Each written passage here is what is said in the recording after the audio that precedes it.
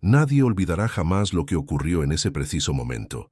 Cuando el anillo del pescador fue entregado al Papa León XIV, una sombra sutil, casi imperceptible para los ojos comunes, cruzó la nave central de la Basílica de San Pedro.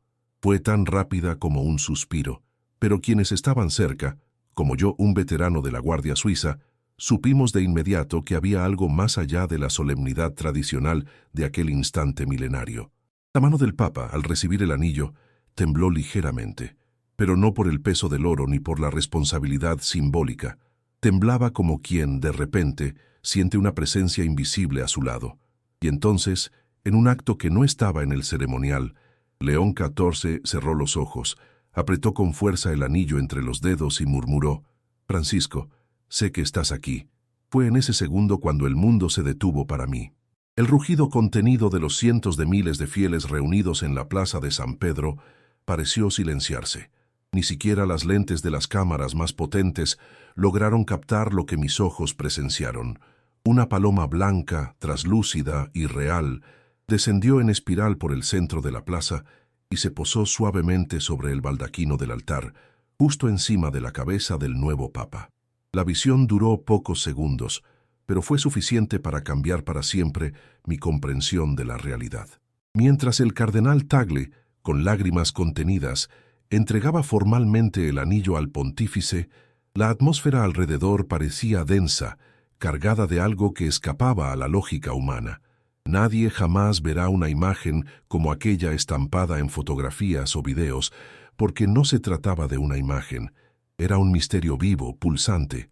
Antes de continuar, si este testimonio ya toca tu alma, suscríbete ahora mismo al canal Centinela da Fe y comparte en los comentarios desde qué país nos acompañas. Tu presencia es fundamental para que sigamos revelando al mundo historias como esta, donde lo visible y lo invisible se entrelazan de manera sorprendente. Aquella mañana inolvidable, todo el Vaticano parecía respirar de forma diferente. No era solo la consagración de un nuevo Papa, era la confirmación de que los lazos que unen a la Iglesia van más allá de la vida y la muerte. Mi corazón, hasta entonces entrenado para mantenerse firme en cualquier circunstancia, latía con una fuerza incontrolable. No se me ocurría que, tras 19 años sirviendo a la Santa Sede, presenciaría algo que ningún protocolo, ninguna encíclica, ningún tratado teológico jamás podrían explicar plenamente. La noche anterior, Roma estaba en fiesta. Peregrinos de todas partes del mundo abarrotaban las calles cercanas al Vaticano, entonando cánticos en decenas de idiomas, vibrando con la expectativa del nuevo capítulo de la Iglesia. Banderas de Brasil, Filipinas, Nigeria, Polonia, todas danzaban bajo la brisa tibia de aquella noche primaveral, pero dentro de las murallas el ambiente era otro, solemne, reservado, casi tenso. En mi ronda por los jardines noté una quietud inusual, como si el propio espacio aguardara algo extraordinario. ¿El Santo Padre descansó?, pregunté a uno de los secretarios que cruzaba apresurado el corredor. Él solo negó con la cabeza y murmuró: «Está orando en la capilla privada. No quiere ser molestado». Eso me sorprendió. En una noche que precedía una de las ceremonias más importantes de su vida, cualquier hombre buscaría descanso, pero no León XIV. Algo que en ese momento no podía comprender, lo mantenía despierto, vigilante, sumido en oración. A la mañana siguiente, antes incluso de que el sol despuntara en el horizonte romano, el Vaticano ya era un hervidero de actividades meticulosamente coordinadas. Los maestros de ceremonias revisaban detalles por centésima vez. Los coros ajustaban la última nota. Y nosotros, los guardias suizos, recibíamos las instrucciones de seguridad, como siempre hacíamos antes de eventos de esa magnitud. Solo que esa mañana ocurrió algo inédito. El propio Papa León XIV entró en nuestra sala de reuniones. Vestía solo la sotana blanca, sin ninguno de los paramentos que usaría más tarde. El comandante, sorprendido, intentó levantarse y formalizar la situación, pero el Santo Padre hizo un gesto suave con la mano, pidiendo que permaneciéramos a gusto. «Solo quiero decirles unas palabras», comenzó con la voz calma, pero cargada de algo difícil de describir, una mezcla de agotamiento y serenidad, como quien sabe exactamente lo que va a enfrentar. Nos miró uno por uno, deteniéndose brevemente en cada rostro, como si quisiera grabar nuestras facciones en la memoria. Luego respiró hondo y dijo: «Hoy no será un día fácil. Muchos esperaban otro rostro en este lugar, tal vez el del cardenal Tagle». Hizo una pausa, y pudimos ver cómo sus manos se entrelazaban con fuerza, el mismo gesto que haría horas después, frente al mundo entero, en el momento más solemne de la ceremonia.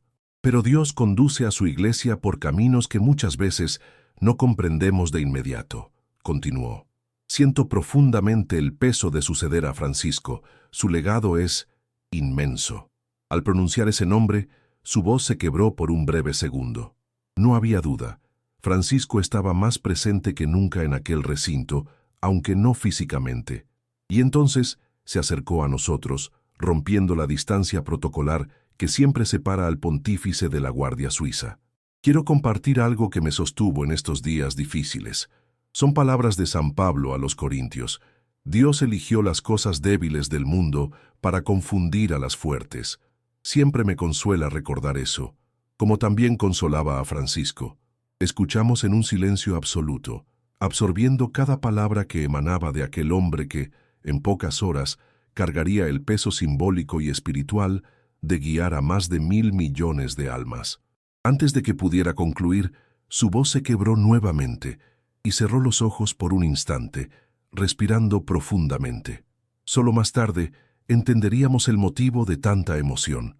Durante la noche, en su capilla privada, León XIV había tenido una experiencia que no compartiría salvo con 2 de nosotros. Y para mi sorpresa, yo fui uno de los elegidos. Horas después, posicionado junto al altar en la plaza de San Pedro, mientras el mundo entero seguía la ceremonia por televisión, recordaba aquel encuentro íntimo e inesperado. El sol de mayo bañaba la plaza con una luz dorada que parecía, más que nunca, trascender el mero fenómeno natural. Entre los espacios de las columnas de Bernini, haces de luz creaban dibujos casi etéreos, como si el cielo, ese día, quisiera dejar claro que estaba más cerca de la tierra que nunca. El perfume del incienso se mezclaba con el de las miles de flores blancas dispuestas alrededor del altar. El murmullo de las plegarias de más de 200.000 personas resonaba como el sonido del mar, un océano de fe moviéndose al unísono. Pero había algo más, algo intangible pero real, una presencia. Y entonces ocurrió. Cuando el cardenal Tagle se acercó con el anillo del pescador, el mundo parecía contener la respiración. Y fue en ese instante cuando, una vez más, la figura etérea de la paloma blanca cruzó el espacio sobre el altar, posándose en el baldaquino con una naturalidad desconcertante. Algunos a mi alrededor, especialmente entre los cardenales más cercanos, notaron la paloma y cruzaron miradas que mezclaban asombro y reverencia, pero ninguno de ellos osó romper el protocolo. Era como si instintivamente todos supieran que estaban ante algo demasiado sagrado para ser nombrado en voz alta. Y fue en ese clima de solemnidad y misterio que el cardenal Tagle, hombre que muchos esperaban ver como sucesor de Francisco, extendió el anillo al Papa León XIV. Sin embargo, lo que nadie podría prever fue lo que Tagle murmuró en ese preciso momento, inclinándose discretamente con los ojos húmedos. «Él te lo entrega, a través de mis manos». La frase fue tan baja que pocos pudieron oírla, pero la fuerza espiritual contenida en ella reverberó como un trueno silencioso. León XIV levantó los ojos, mirando a Tagle con una expresión que mezclaba sorpresa y comprensión absoluta. Era como si, en ese instante, ambos supieran, sin necesidad de palabras, que Francisco estaba allí, no como un recuerdo, sino como una presencia real, viva, testificando y, de cierto modo, conduciendo aquel momento histórico. León XIV llevó el anillo a los labios, besándolo suavemente, en un gesto espontáneo que no estaba en el guión oficial de la ceremonia, pero que por eso mismo decía más que 1000 discursos preparados. Y entonces, con la voz quebrada pero clara, pronunció: «Francisco, siento tu presencia. Dame tu fuerza para continuar lo que comenzaste». Esas palabras no fueron captadas por los micrófonos, ni aparecieron en las transmisiones televisivas, pero desde mi posición, a pocos metros, Pude oírlas con absoluta claridad. En ese momento, comprendí que estaba ante algo que trasciende la rutina religiosa, que supera la dimensión visible de la Iglesia. Era la confirmación viva de una verdad que muchos profesan pero pocos testimonian. La comunión de los santos no es un artículo de fe abstracto, sino una realidad concreta, que se manifiesta en los momentos más decisivos de la historia de la Iglesia. Mientras la ceremonia proseguía con la entrega del palio y los demás ritos, no pude evitar recordar la noche anterior y lo que me había confiado uno de los capellanes más cercanos al Santo Padre. Durante su vigilia en la capilla privada, León XIV había tenido un sueño, o como muchos en el Vaticano ya comienzan a llamar, una visión. En él, Francisco había aparecido, sereno, y le había dicho, señalando el altar: «Allí estaré, a tu lado, cuando recibas el anillo. No temas». Ese detalle, que solo muy pocos dentro de las murallas vaticanas conocen, explica la extraordinaria serenidad con la que León XIV condujo cada gesto aquella mañana. Y también explica por qué, durante el briefing de la Guardia Suiza horas antes de la ceremonia, él hizo cuestión de acercarse a nosotros, rompiendo la distancia que tradicionalmente separa al pontífice de sus guardias. Sabía que aquel día no sería solo un rito protocolar, sino un acontecimiento espiritual de proporciones que tal vez solo el tiempo o la eternidad puedan dimensionar plenamente. Cuando comenzó la liturgia eucarística, noté otra transformación en el semblante del Papa. Sí, minutos antes, su expresión aún cargaba rasgos de tensión y emoción contenidas. Ahora parecía iluminada por una paz que no pertenecía a este mundo.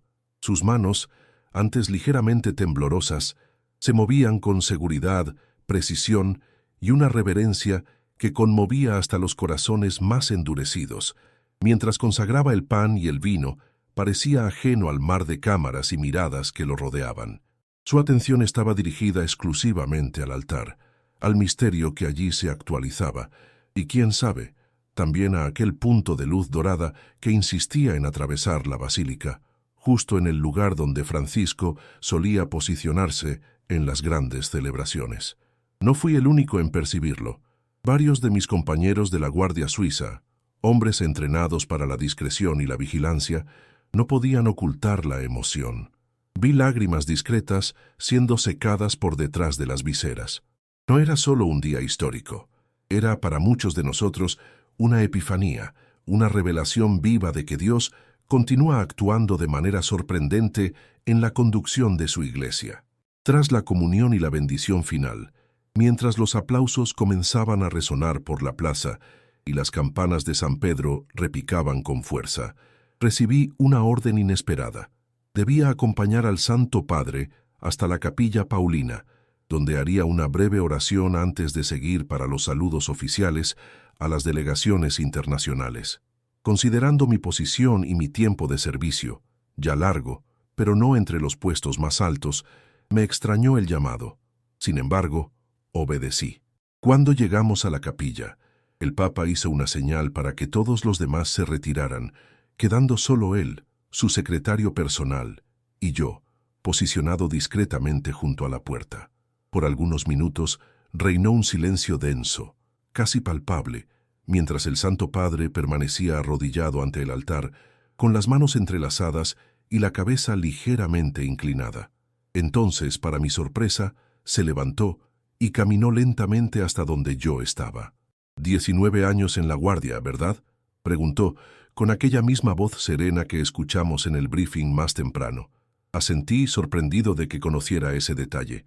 Él sonrió levemente y añadió: «Gracias por tu presencia esta mañana, durante nuestra oración y por tu vigilancia en la ceremonia». Hizo una pausa, como quien pondera si debe o no continuar, y luego, en un tono más íntimo, preguntó: «Dime, ¿lo notaste?». Tardé un segundo en entender la pregunta, pero sus ojos me orientaron. Asentí nuevamente. «Sí, Santo Padre, la paloma y la luz junto al baldaquino».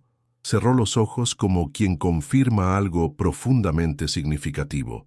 Francisco solía decir que la fe es la capacidad de ver más allá de lo que los ojos muestran, murmuró, más para sí mismo que para mí. Entonces, mirándome directamente, añadió: Y la oración, aquella que recité durante la homilía, antes de que concluyera no resistí y completé. La oración personal de Francisco. Él asintió emocionado. Nunca fue escrita. Francisco la compartió conmigo 3 días antes de partir, como un testamento espiritual. Dijo: «Cuando lleves el anillo del pescador, recuerda estas palabras, siempre me sostuvieron». Hizo una pausa larga y profunda. «Pero lo más extraordinario», continuó, «es que, anoche, mientras oraba, no conseguía recordar toda la oración. Me fui a dormir preocupado por eso. Y hoy, en el preciso momento en que recibí el anillo, las palabras simplemente fluyeron, como si alguien las susurrara a mi oído. Mientras hablaba, sentí un escalofrío recorrer mi espalda.